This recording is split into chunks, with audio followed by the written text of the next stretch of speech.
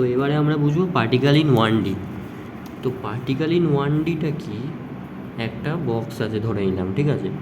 এবার এই পার্টিকেলটা 1Dতেই মুভ করতে পারে, ঠিক আছে। তো যে কোনো একটা ডাইরেকশানেই মুভ করতে পারে, ঠিক আছে। তো ধরে নিলাম যে এই পার্টিকেলটার এই বক্সে থাকার প্রবাবিলিটি হচ্ছে জাই, ঠিক আছে। তাহলে এই বক্সের বাইরে জাইয়ের ভ্যালু কত হবে? 0, ঠিক আছে। তাই জাইয়ের ভ্যালু বক্সের বাইরে 0। এবার আমি ধরে নিলাম যে এই যে পোটেনশিয়াল, এখানে ভি মানে হচ্ছে পোটেনশিয়াল এনার্জি। তো potential inside the box is uniform for particle, ঠিক আছে। Inside the box is uniform, তো ইউনিফর্মটাকে আমি 0 দিয়ে ডিনোট করছি, ঠিক আছে। 0 দিয়ে ডিনোট করছি বলে এখানে আমি ভি ইকুয়াল টু 0 লিখেছি, ঠিক আছে, কারণ ইউনিফর্ম পোটেনশিয়াল এনার্জিতে আছে বক্সের ভেতরে পার্টিকেলের। আর বাউন্ডারিতে, মানে এই বাউন্ডারিতে বা এই বাউন্ডারিতে বা বাইরে পোটেনশিয়ালটা হচ্ছে ইনফিনিটি, সেটাই লেখা আছে এখানে দুটো রেঞ্জ দিয়ে, ঠিক আছে।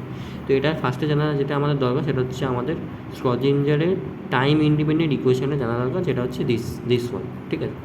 এবার এটা আমি দেখতে পাচ্ছি যে SHM এর ডিফারেন্সিয়াল ইকুয়েশনের সাথে একদম সিমিলার। তাহলে আমি এখান থেকে বলতে পারি from equality K square equal to 2me by H cut square, ঠিক আছে, এইচ কাট স্কোয়ার। আচ্ছা, এইচ কাট মানে হচ্ছে h/2 পাই, ঠিক আছে, এটা আমরা জানি। এবার যে কোনো SHM এর এটা জেনারেল একটা ওয়েভ ইকুয়েশন, দিস ওয়ান, জাই equal to a sin x plus b cos x। তাহলে আমি কী করবো, ফার্স্টে এই বাউন্ডারি চেক করবো। এক্সের ভ্যালু যখন 0 তখন এক্সের ভ্যালু 0 মানে কি a sin 0 plus b cos 0, তাহলে আর তখন সাইও 0।